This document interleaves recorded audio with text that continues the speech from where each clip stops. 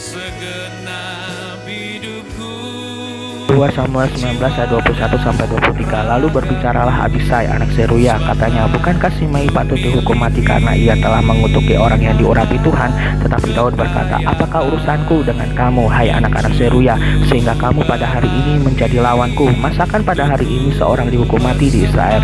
Sebab bukankah aku tahu bahwa aku pada hari ini adalah raja atas Israel? Kemudian berkatalah raja kepada Simei, engkau tidak akan mati. Lalu raja bersumpah kepadanya. Catatan si Bang Evan, wow, ini miracle sih, fix.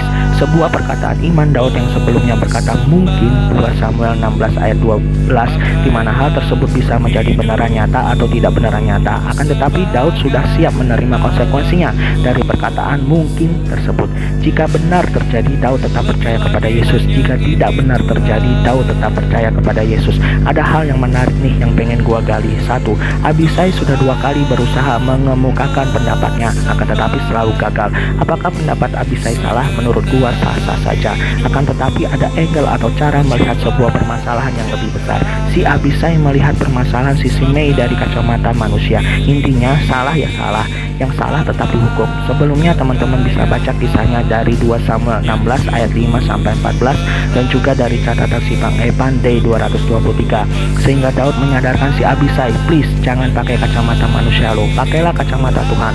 Lo nggak lihat dan nggak tahu kalau Yesus itu raja orang Israel, kalau Yesus itu kasih, kalau Yesus itu pengampun, kalau karena gua percaya Yesus dan sembah Yesus maka gua ngelakuin apa yang Yesus lakuin. Disuruh mengampuni gua ampuni, disuruh mengasihi gua mengasihi, disuruh mendoakan gua berdoa, disuruh ditampar kasih pipi kanan gua kasih pipi kiri, gua dikutuki, dihujat, difitnah, dicaci maki walaupun pakai nama Tuhan sekalipun. Kalau Tuhan bisa ngelakuin itu melalui sisi Mei, maka Tuhan yang sama juga bisa menggantikan itu menjadi berkat bagi gua. 2. Tindakan Daud ketika melihat sisi Mei, salah satu orang dari keturunan Saul dan yang telah mengutuki Daud. 2 Samuel 16 ayat 5 sampai 14. Keyakinan Daud sebelumnya yang diawali dengan kata mungkin, Tuhan Allah mendengarkan dan mengabulkan iman perkataan Daud, dan Daud melakukan miracle Tuhan. Juga belas kasih karunia Tuhan turun atas hidup Daud. Daud mengampuni dan memaafkan sisi Mei, dan juga mematahkan saat itu juga perkataan kutuk dari sisi Mei karena ada Yesus di hidup Daud.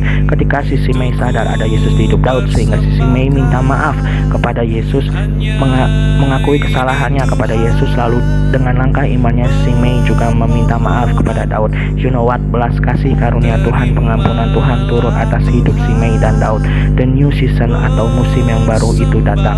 Daud enggak menghukum mati si Mei. Daud mengikat perjanjian dan bersumpah jika si Mei tidak akan dihukum mati. It is done.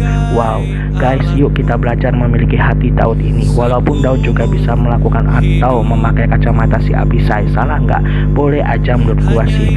Lo jelas-jelas salah kok. Akan tetapi Daud tidak memakai kacamata Abisai, namun memakai kacamata Yesus. Sebab ada Yesus di dalam hidup Daud. Jika Tuhan Yesus mau tinggal di hati Daud dan melakukan pekerjaan-pekerjaannya dalam hidup Daud, Tuhan yang sama yaitu Yesus Kristus juga melakukan hal yang sama dalam hidup kita. Asalkan kita selalu hidup percaya, taat, hidup dekat dengan Tuhan, maka belas kasih karunia berkat Tuhan turun dalam hidup kita. Haleluya. Amin.